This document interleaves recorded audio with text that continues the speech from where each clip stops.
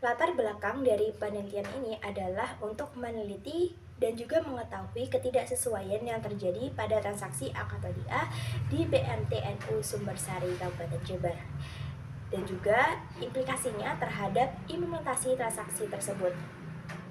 Penelitian ini juga bertujuan untuk menemukan dan memeriksa faktor-faktor yang menyebabkan kesalahan input data pada akad wadiah di BMTNU Sumbersari Kabupaten Jember, serta memberikan saran untuk mengatasi permasalahan tersebut.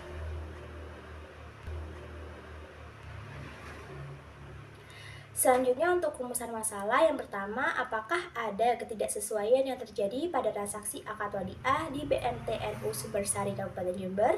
Dan yang kedua, bagaimana implikasi terhadap ketidaksesuaian implementasi transaksi akad wadiah di BMTNU Sumbersari Kabupaten Jember?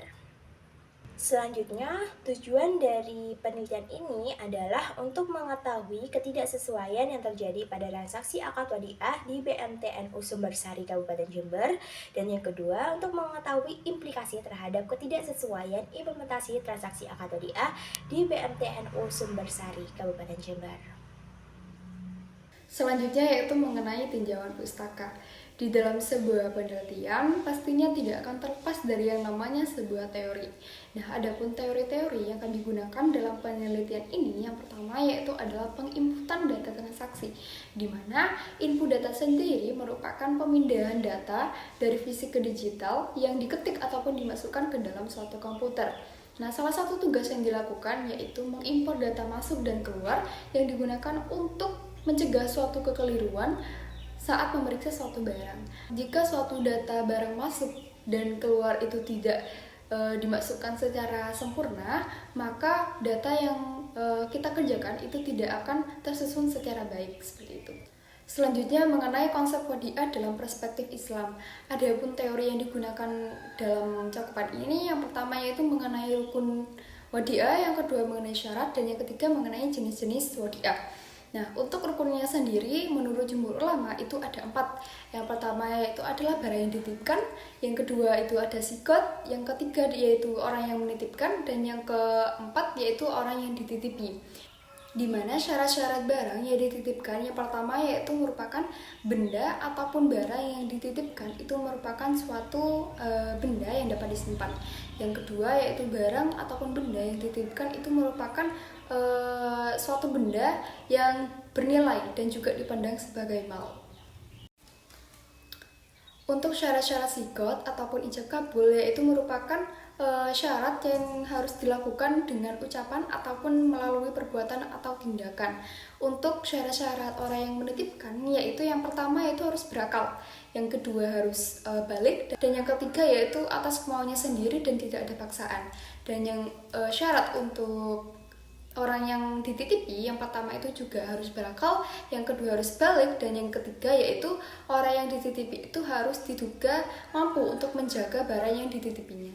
Selanjutnya yaitu mengenai jenis-jenis wadiah. Nah, jenis-jenis wadiah ini tergolong menjadi 2. Yang pertama yaitu ada wadiah ayat amanah, dan yang kedua yaitu ada wadiah ayat damanah. Nah, untuk wadiah ayat amanah ini merupakan suatu barang yang dititipkan itu tidak boleh dikelola oleh pihak yang menerima titipan, sehingga pihak yang menerima titipan itu tidak bertanggung jawab atas risiko yang menimpa dari suatu barang tersebut. Untuk wadiah ayat damanah sendiri merupakan barang yang dititipkan itu boleh dikelola oleh pihak yang menerima titipan, sehingga pihak yang menerima titipan itu berhak bertanggung jawab atas semua risiko yang terjadi pada suatu barang, misalnya seperti adanya suatu kerusakan. Selanjutnya yaitu adalah tinjauan hukum Islam tentang pengelolaan dana wadiah dengan akad wadiah pada produk simpanan BMT. Islam itu kan merupakan suatu agama yang fleksibel terhadap adanya suatu evolusi zaman, di mana agama Islam ini menerima adanya suatu transformasi dan juga perkembangan selama tidak bertentangan dengan agama Islam itu sendiri. Prinsip wadiah dalam tradisi fikih Islam itu dapat diartikan sebagai titipan murni dari satu pihak ke pihak lain, baik individu ataupun badan hukum, yang dapat dipertahankan kapan saja oleh pihak penitip yang menginginkannya. Selanjutnya yaitu metode penelitian. Dalam penelitian ini, kami menggunakan metode penelitian kualitatif, di mana metode penelitian kualitatif ini merupakan salah satu prosedur penelitian dengan menghasilkan data deskriptif, baik lisan ataupun tulisan, yang berasal dari pihak ataupun orang yang terlibat di dalamnya. Untuk teknik pengumpulan data, kami menggunakan 4 cara. Yang pertama yaitu melalui wawancara. Nah, wawancara ini bertujuan untuk mendapatkan suatu informasi secara rinci atas fenomena yang sedang terjadi. Dan yang kedua yaitu melalui observasi, yang ketiga melalui dokumentasi, dan yang keempat yaitu melalui studi literatur. Selanjutnya, bagaimana implikasi terhadap ketidaksesuaian implementasi transaksi akad wadiah di BMTNU Sumbersari Kabupaten Jember. Nah, adanya ketidaksesuaian transaksi pada akad wadiah tentunya akan memberikan dampak yang negatif pada BMTNU Sumbersari. Adapun implikasi dari ketidaksesuaian transaksi akad wadiah di BMTNU Sumbersari yaitu ketidaksesuaian akad wadiah akan menyebabkan akad tersebut batal karena mengandung unsur riba, gharar, dan maisir yang diharamkan oleh Islam. Padahal akad wadiah adalah akad titipan murni dari anggota ke BMT Syariah. Akad ini harus sesuai dengan syarat dan rukun yang ditetapkan oleh syariat Islam dan harus sesuai dengan PSAK 59 mengenai akad wadiah.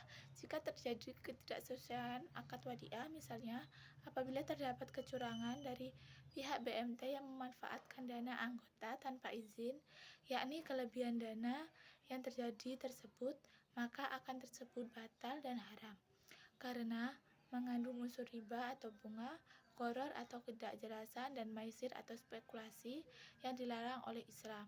Selain itu, ketidaksesuaian akad wadiah akan menyebabkan kehilangan kepercayaan dan loyalitas nasabah karena anggota atau nasabah merasa tertipu, dirugikan, atau tidak mendapatkan manfaat dari produk simpanan yang ditawarkan oleh BMTNU Sumbersari. Nasabah yang kecewa dengan BMTNU Sumbersari akan kehilangan kepercayaan dan loyalitas terhadap lembaga keuangan syariah ini dan mungkin akan beralih ke lembaga keuangan lain yang lebih amanah dan transparan. Hal ini tentu akan merugikan pihak BMTNU Sumbersari baik dari segi reputasi, kinerja maupun perkembangannya.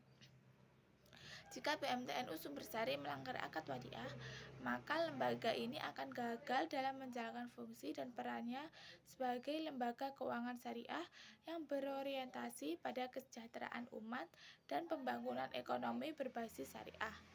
Fungsi dari peranan BMTNU Sumbersari antara lain adalah memberikan pelayanan keuangan yang halal, adil, dan mudah diakses oleh masyarakat, serta mendukung usaha mikro kecil dan menengah atau UMKM yang menjadi tulang punggung perekonomian nasional.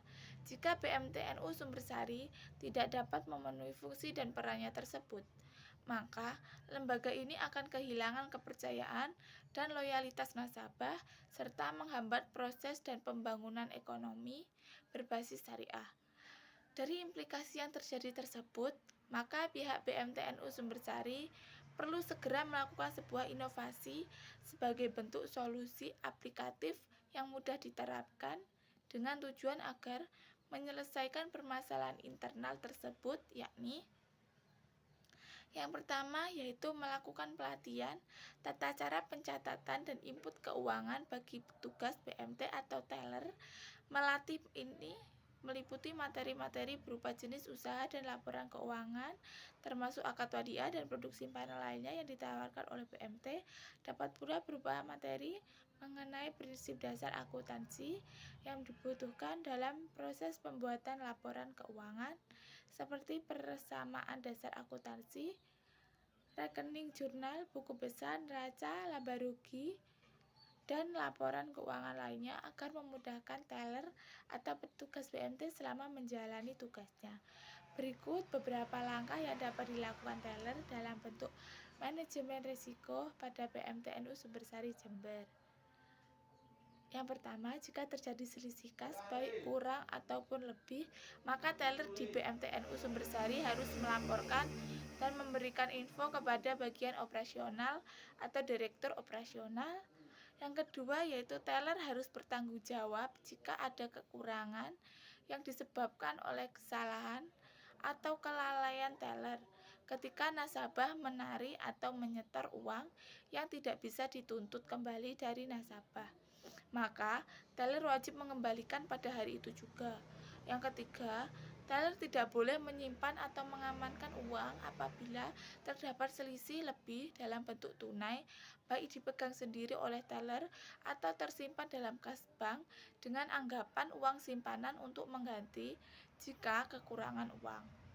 Yang keempat yaitu selisih kas lebih yang disebabkan adanya pembulatan pembayaran atau penyetoran agar disetorkan ke pendapatan non-operasional bank atau laba rugi. Yang kelima, jika terdapat kelebihan uang yang tidak bisa diketahui penyebabnya pada hari yang sama, maka harus dicatat atau diposting ke rekening sementara, misalnya rekening penampungan atau penampungan kelebihan uang dengan membuat laporan kelebihan uang.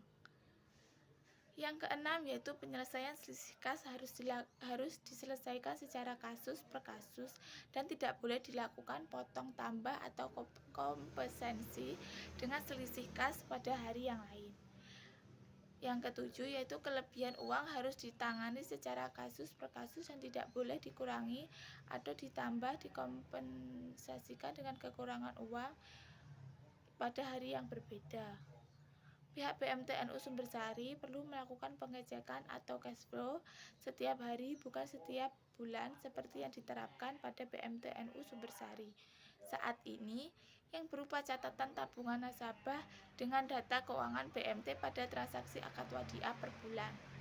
Dalam konteks teknologi, dibutuhkan pengembangan penggunaan pengolahan angka pada Microsoft Excel dalam melakukan pencatatan transaksi dan pembuatan laporan keuangan dengan memanfaatkan tools dan functions yang terjadi seperti rumus, formal, tabel, grafik, pivot table. Yang ketiga yaitu melakukan pengetatan pengecekan identitas nasabah sebelum melayani proses transaksi.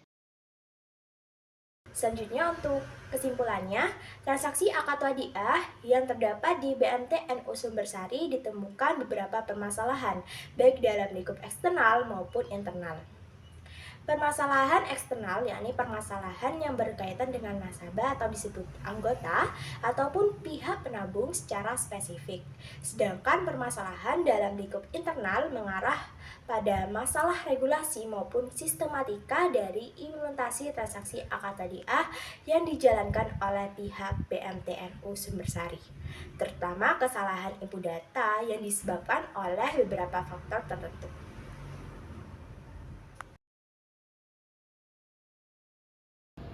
Jika terjadi kesalahan dalam penginputan itu gimana ya Pak?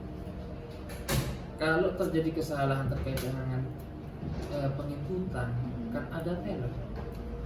Kalau memang terjadi kesalahan di akhir tutup kas pasti ketahuan apakah ada uang minus atau uang lebih.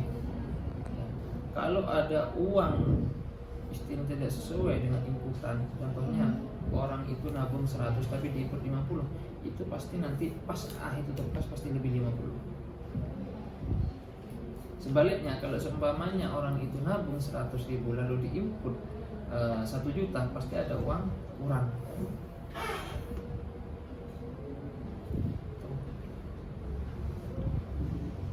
Terus solusinya gimana kalau itu terjadi? Tinggal validasi. Validasi. Iya, kan kami sistem IT. Orang-orang itu biasanya komplain ke bagian tabungan kan, Dek, saya itu kemarin nabung 50.000, kok ini 20.000. Itu biasa bagian tabungan nelfon ke sini.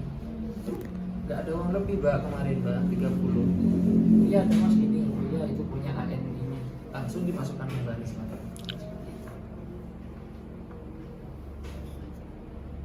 Selama keuangan itu masih masuk ke sini Mbak, itu masih bisa, maksudnya masih apa ya, pasti ada, itu nggak mungkin berkurang.